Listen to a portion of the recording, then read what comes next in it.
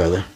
I was beating the hell out of the boy until he got unconscious. Yeah. You know you can't kill a person with your fist. I did it once as a boy. Oh yeah. Well, beat a boy so bad at school he never recovered.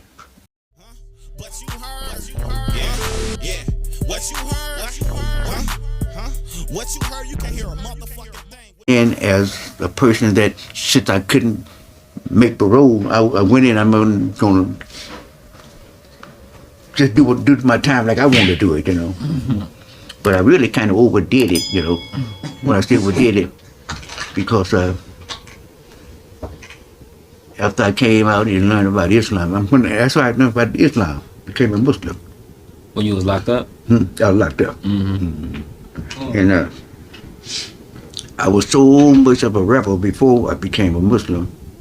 And his brother, Elijah Muhammad's son, just had left there. Wallace Muhammad. He left there for not going to the army. He had done time. Oh, okay. And for not going to the army. But not going to the army. Yeah, they ain't playing not that. Going to service. He was in prison for not going to the army. That's how they do it. He just had left Sandstone, Minnesota. That's why I was doing my time in Minnesota. Okay. He just had left. And his brother named Brother Isaac, he was following Waridin Muhammad. He learned Islam from him. So and I was so much of a rebel and quiet to myself. I would go in and hit the bag like everybody thought I was a real fighter because I would punch in the bag. Boy, I would be punching the bag. And so one day, this guy, this great big old guy, big old white guy from Georgia. You know, like, any of y'all ever been to the service? No. We've been in prison. Been in prison. We've been in prison, so we got something in common. Yeah, you know they have like in the bathroom they had a lot of the face bowls in line, you know, face bowl. And then they above the face bowls they had a little thing where you put your soap, your toothbrush, and you know stuff to clean up, you know. Mm-hmm. And this particular day, I had to clean the spot off, you know, for my stuff, you know. And put my box up there, my toothpaste, my brush. I had a lot of hair at the time. Hairbrush and everything. And I cleaned the spot off for me. And I forgot something in my locker. And I went back to my locker to get what I forgot, you know. And I came back. This big white guy, stand up, brother. Let me see, I told you, this guy, like, he was like, about your height. But he was bigger than he weighed about 250. Yeah. Oh, yeah. That's a big boy. He weighed boy. about 250. Y'all can't see our cousin in the back, but y'all seen him before. He talking about Deontay Muhammad. He's about 6'7". He said, 6'7". He had to move my stuff and put it over on the dirty spot. Mm-hmm. You know? I said, man, what you do that for? I said, that was my spot. I see your name on it. I said, okay then, okay. And I had a friend that his name was, I forget what the guy's name, he was the Indian, Pharaoh, his name was Pharaoh. And everybody, like you see, everybody called me Tut. He kept like, hey, Tut, you let that boy that man talk to you like that? He thought, I don't see your hand on it. Kept on saying, I don't see your hand on it. I don't see your name on it. He kept laughing. And the white guy said, y'all better stop talking about me without coming to kick your ass. And I said, man, I told Pharaoh, I said, let the man alone. And he kept saying, I don't see your name on it. Then that man said, I'm 12, coming to kick your ass. And I went on and washed brush my teeth. I said, man, whenever you want to kick my ass, there it is. Man, I knew the thing, his foot was boom, bam. Kicked you in the ass? Huh? He really kicked you in the ass. He kicked me. Boy, when he kicked me, that right hand, bam. He slid about 12 meters to the door. He got up and grabbed a mop ringer. Mm-hmm. Yeah. Now the mop ringer made out of plastic, but back then it was made of steel. Yeah. Metal. Oh, shit. He grabbed the mop ringer. And he swung at me that mop ringer, and I caught him again. He went down, and I had him down, brother. I was beating the hell out of the boy until he got unconscious. Yeah. You know you can't kill a person with your fist. I did it once as a boy. Oh, yeah? Mm-hmm. Well, beat a boy so bad at school, he never recovered. Yeah, he never recovered. He died. Oh, man. Mm-hmm. But I had this guy beating him so bad, and then after he was kind of just out, wasn't doing nothing, laying there. And I'm still beating. I hit the head down on the concrete. Just nailed it, man. And when he finally got it, and one guy told me, my girlfriend was named Janet. We call her Janet. She used to come to see me. And this guy said, hey, Tut. Said, look, don't kill him. If you kill him, it would be manslaughter. And it'd be a long time before you come to, because she's Jenny again. Because Jenny used to come see me, you know. Everybody knew her. She would write me every day. And I said, yeah, okay. So I got up off of it. And when he went to the hospital, and he started calling me on the loudspeaker, like in the penitentiary, in the prison, the loudspeaker go to everybody, I don't care where you are, on the compound, everybody here. Everybody knew my name was Thomas 5935 with my number. And they knew I was staying in the hole all the time for fighting. And they said, Thomas 5935, report to the captain's office. Thomas 5935, report to the captain's office. And I never would go. They would come get me. They come, calling on you. I said, yeah, I heard you. How come they didn't come? I said, I give y'all some work to do. I was a rebel. Them people could have, they had the authority to send me off to some place and give me some mind-controlling drugs. They had because they couldn't do nothing with me. Right. Mm-hmm. And they knew it. So when they took me to the hole, and then before they took me to the hole, they thought I had some kind of iron in my hand, because the man's face was cut up so bad, and then I didn't have a scratch on my hand. They said, ain't no way in the world nobody could cut nobody that bad. It don't hurt your hand. Yeah. And everybody that watched that said he didn't have anything. They looked in my locker, they looked everywhere trying to find a weapon. They said he didn't have anything on the hand, So when time for him to come out the hole, out the hospital, they put him in the hole for fighting, Yeah. And when time for him, he got well, enough to come out. He told the people, I don't want to go back out there, because Thomas said he's going to have some guy to beat me up. And I didn't tell him that. They said, well, why don't you go up there and tell him nothing? I said, I don't care. He can ride up there for I'm concerned. I ain't going to tell him nothing, So he stayed up there until they shipped him off to another place, Yeah. Mm-hmm. Hey, why would you need somebody to beat him up? You already did it. You don't need to get nobody else on. Huh? I said, you already beat him up. You don't need nobody else. He was ashamed to come out there, man. Because getting beat up like that for everybody, and as big as he was, Man, he's 6'8". So these are the things that I did while I was up there, and I found out later when I came home, we started to read the Quran, and started going to FOI class. Mm-hmm. Well, first of all, let me say this. When I first came home, the first person I really met was Muhammad Ali. He was at, I went to the mosque, and I saw him. His eyes focused on me, and when I first got home, I went straight to the mosque, and I was walking, kind of fast.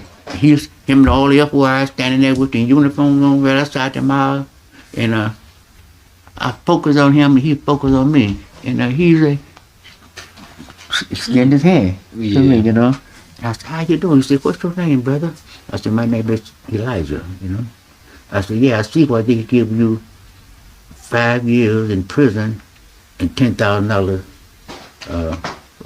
bail, It's not bail, $10,000 fine, I say, I just left Sandstone, Minnesota, federal prison. I said, they gave me 5 years. I said, I just did it. I said, if you have to go, brother, you can walk that 5 years off like nothing. I said, I did it. I just come home, Wow. Oh, he was on his way. That's when he was, when he didn't want to go to the army. Yeah, that's wild, man. Yeah. So, I had my day, when I started going to FOI class, and one of the brothers was saying that, was teaching the class, you see, respect for authority and obey authority. Mm-hmm. That's what we were taught. And this brother said, yeah, you obey authorities even if they are wrong. I said, I'm not, man, I obey authorities. Even if they're wrong. No. And then they explained it to me in the FY class. The Honorable Elijah Muhammad said, when someone is given authority over you, they're also given the power to enforce that authority. So these people could have did whatever. They could get whatever they wanted. They could have killed 25 So what years. they did, they called a psychologist in, you know. Yeah. They said, we got an enemy. The psychiatrist told me, they say they got an enemy here that they can't do nothing with. You know? They can't get into his mind, you know. And boy, the psychiatrist and I had a good time, you know, talking. I was telling that man so much wisdom, and that man, where did you get your degree from? I never went to high school. The man thought I had got my degree from Harvard, you know. Things that I was explaining to him and correcting him on a whole lot of his English, you know. Like he was saying, yeah, that's him. I said, no, that's he. I said, that's not proper. That is him. He said, why that's not proper? That is him. I said, him is in the objective case. Any personal pronoun that follows a Lincoln verb has to be in a nominative case. He said, what is a nominative case? What is a Lincoln verb? I said, yes, is a Lincoln verb. You know? And I would explain things to him. He said, boy, you one of the smartest people I have ever seen in my life, you know? He said, why did they think something wrong with you? I said, something wrong with their mind. You know? Something wrong with their mind, for real. You said something wrong with their mind. Yeah, he told me I'm going to give them a good report on you. I guess that's why they kind of let me alone. What you think kept you alive? I don't know, God. God kept me alive. Because you did everything against what they expected for a black man to do. Like, you didn't just, you didn't accept no bullshit. No, listen. I didn't, brother, you know. I always thought, see, that was a minimum penitentiary. When I was in the Cook County Jail, before they sentenced me, you know, before I got sentenced, before I got my time, I was in the jail. And you had these old jailhouse criminals, that's all they do. They stay in jail because that's all, they don't have to worry about eating or sleeping. They go for a lifetime in jail. Yeah. So they're going to lecture me after they find out I was getting ready to be sentenced to prison. You know? They're going to lecture me, especially one guy, we call him Fast Black. He's going to lecture me what I have to do to get along, go along to get along in prison. Yeah. He said, what you got to do, brother? He said, man, what you got to do, let me tell you. In order to get along with everybody, you got to get you a sweetheart, or you be somebody else's sweetheart. He said, ain't no way. I said, man, you're crazy. I said, not me. Got that right. Not me. Not at all. I ain't doing no stuff like that. He said, well, what you gonna do? I said, well, I'll find out something to do. By her. He said, what about they gang you? I said, man, I'll kill them one by one. You know? And I had that in my mind when I went there, you know. Yeah. And we had to make an example. And the first guy kind of hinted to me or something like that. We was in the dining room. It was a guy from Mississippi.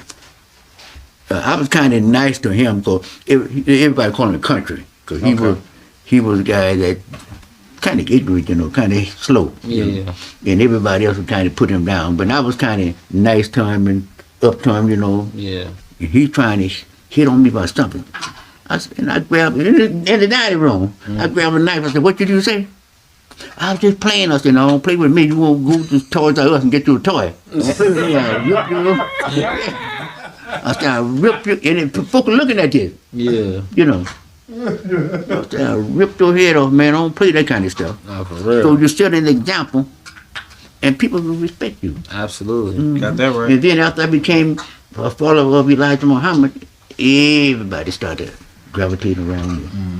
And I used to do some things, and boy, you wouldn't believe it. And all the other young brothers was right there, you know. And one day, they had one of the brothers in the hole, you know. His name was Brother Marshall. You know, everybody had their little wood. They put Brother Marshall out there on the farm, and when they got ready to slaughter some pigs, he went and sat down. He went and slide. You said he sat down. Huh? You said he went and sat down. Yeah, they want him to help to slaughter the hole. Right. He want to sit down. So they put him in a hole and charged him with refusing to work, you know. So we demonstrated, you know. And they were telling we told them that we want him out the hole, you know. So everybody gravitated around me. We protested, you know. So when you, after you come, like, when you start to getting around the fighters, like the different boxers, because you say you did some training and stuff, what's some of the fighters or boxers you got to train or meet or be around? Well, I was up in Muhammad Ali's camp for a long time, up in Deer Lake, Pennsylvania. Yeah. I was training his cousin, but the guy couldn't fight. All his cousin.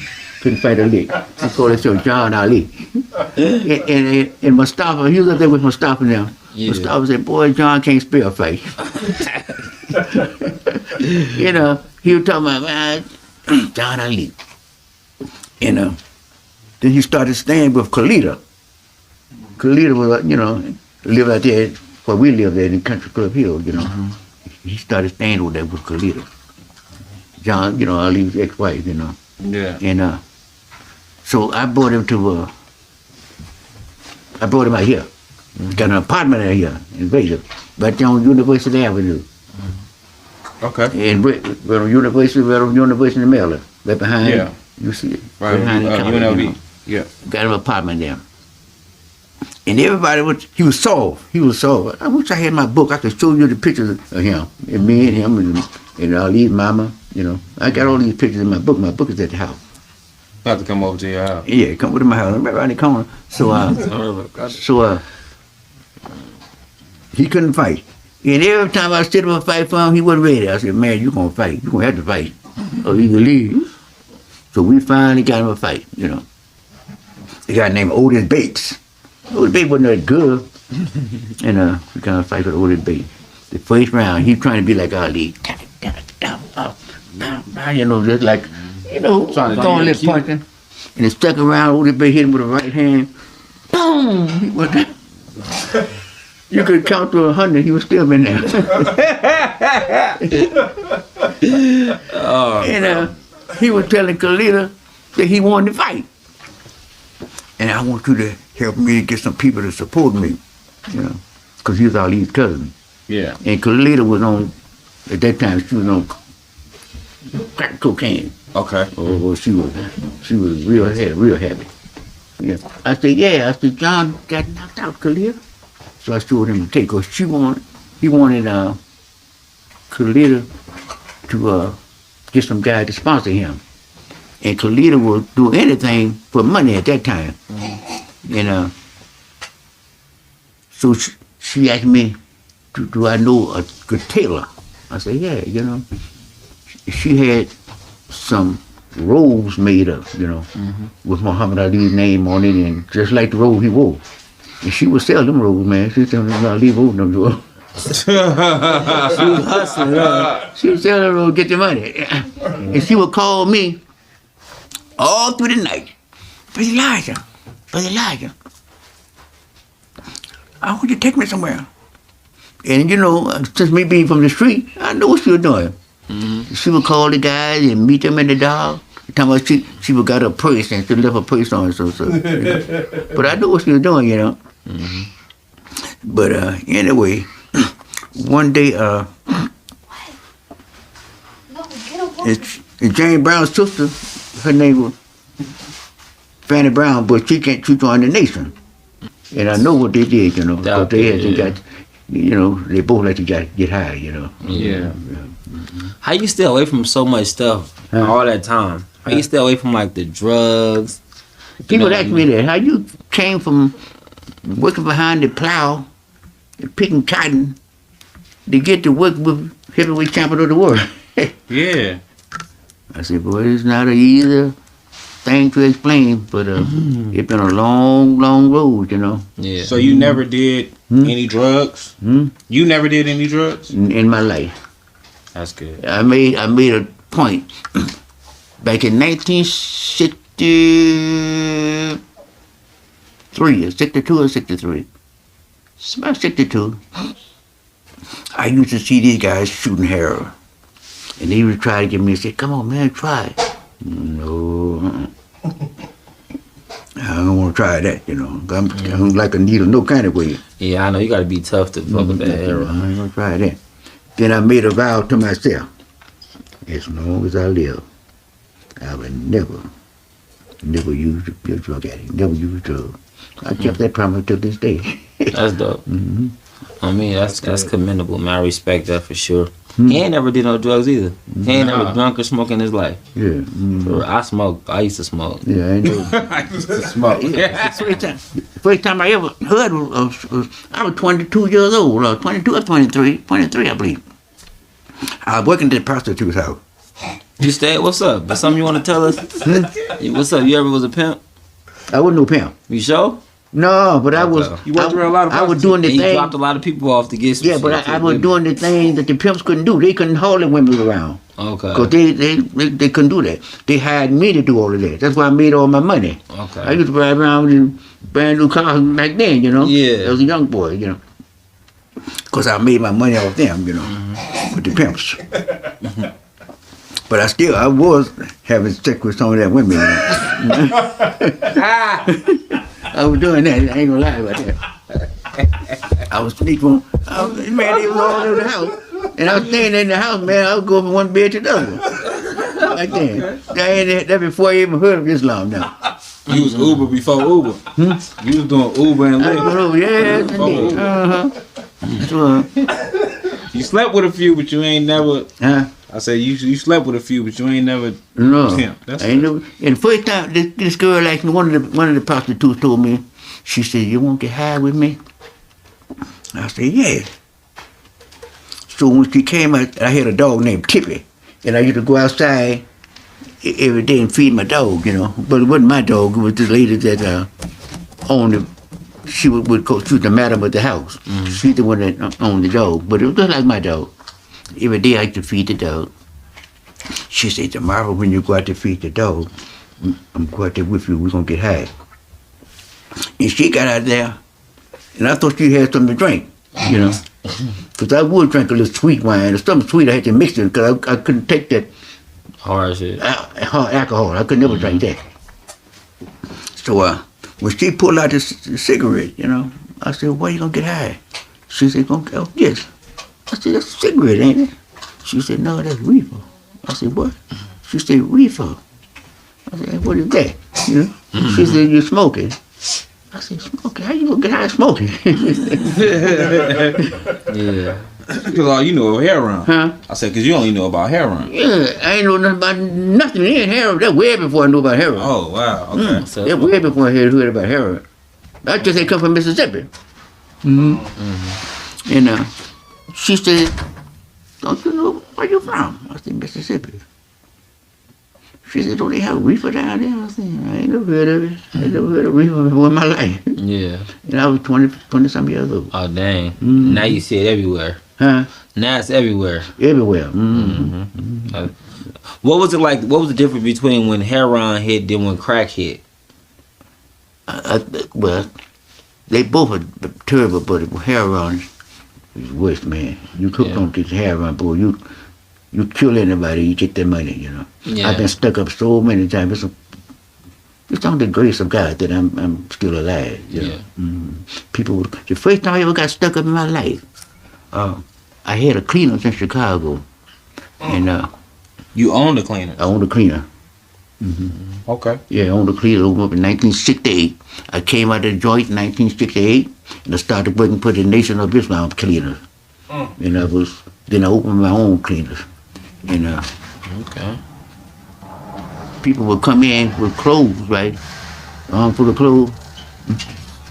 And then they would have guns under the clothes, you know. And this one particular guy came in. It was on a winter night, cold, snowing like crazy. And I had to lock the cleaners up, you know, because they had to have bars, you know, had to put bars on to keep you from breaking in. And the two guys, I saw them come walking down the street. They said, "Hey, man, I got some clothes in the cleaner. I want to get out." I said, well, man, I'm closed now. He said, man, I got to have my clothes, you know. I said, you got the ticket? No, man, I left my ticket at home. And I opened the gates back up the bar and went in back into the cleaner. I said, what's your name? He says, Johnston. So I started bringing the rack around to the J's. And one of them would come up to me. I think, yeah, hold it, this is a sticker. Put the gun to my head. He said, hold it, it's a sticker. Yeah, So funny. hold on, it's a sticker. Put the gun to my head. And took the money that I had, took me in the back of the cleaner, tied my hand behind my back. Oh, this some real old school shit. Oh, yeah. He said it's a sticker, bro. Tied my hands behind my back and my feet. They took some cord like this. They found some extension cord. And they was debating on whether they should kill me or not. And I was saying, hey, man, you don't need to kill me. I said, you got what you want, you know, just leave, you know. Yeah, you might call the police. You sure you're not going to call the police? I said, no, man, I ain't calling no police. Just let me go, okay? He said, okay. So they left out. That was my first time. And since then, man, I've been stuck up so many times. And I got one time, and I used to sell jewelry, hot jewelry, and buy and sell clothes. I was like a fence. You know what a fence is? Fence man. They call me a fence man. People go out, back in the day, they didn't have this thing that you, like you beep, beep, beep, you come out the store. They didn't have that. Yeah. People used to go out in these suburbs, man, and come back with 20 and 30 suits. The women, they wear those, what they call booster dresses, you know. You know, a booster dress is a big dress.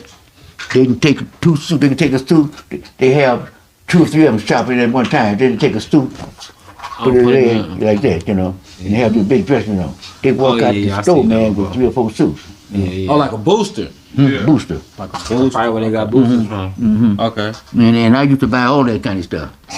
And hot jewelry. Oh, so that's what a fence man was. A fence man They call him a fence man, buy all the stuff that you bring to. They know exactly where to take it to me. So instead of taking to the pawn or to the pawn store, I they used to take pay it to you. sometimes $20, 5, 6, and 10, sometimes 20 suits. And I was selling for $30. Man, those suits cost $100 back in them days. Designer suits, you know. Yeah. So people would come in and sell me the stuff, and I would resell it. And so one day, this guy came in. He was a sticker man.